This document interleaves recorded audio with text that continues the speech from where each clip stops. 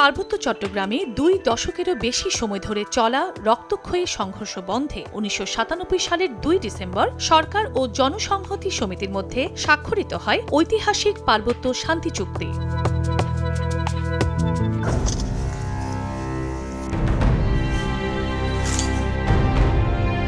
কিন্তু চুক্তির পরই শুরু হয় পাহাড়ি সশস্ত্র সংগঠনের মধ্যে আধিপত্য বিস্তারের লড়াই। স্থানীয়রা বলছেন, ভূমি সমস্যা, চাঁদাবাজি, অপহরণ, অবৈধ অস্ত্রের ব্যবহারে পাহাড়ে ফিরছে না শান্তি।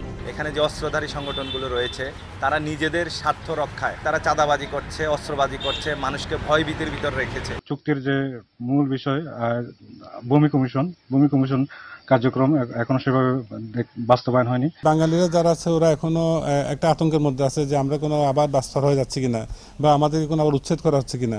অনুরোধ করবো যে যারা চুক্তির সব সম্পূর্ণ ধারাগুলো বাস্তবায়িত হয়। এদিকে বাঙালি সংগঠনের নেতারা বলছেন, চুক্তির পর পাহাড়ে বিভিন্ন সন্ত্রাসী সংগঠনের জন্ম হয়েছে। চুক্তির পরই দেখা যাচ্ছে যে পাহাড়ে কোনো শান্তি আসে নাই, কিন্তু প্রতিদিনই নিত্য নতুন বাহিনী জন্ম হচ্ছে।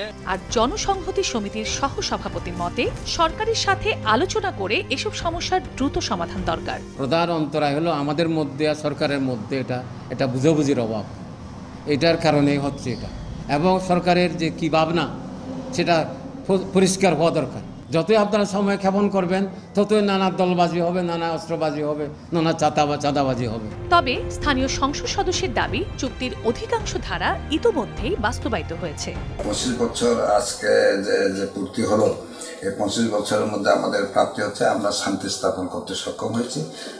এখানকার জনমানুষের শান্তিপূর্ণ সহাবস্থান করবার সেই ক্ষেত্রতে আমরা তৈরি করতে সক্ষম হয়েছি। চুক্তির 72টি ধারার মধ্যে 48টি ধারা পূর্ণ বাস্তবায়নের কথা স্থানীয় প্রশাসন বললেও জনসংহতি সমিতির দাবি, ভূমি সমস্যা সহ মৌলিক ধারাগুলো এখনো রয়েছে অবাস্তবায়িত।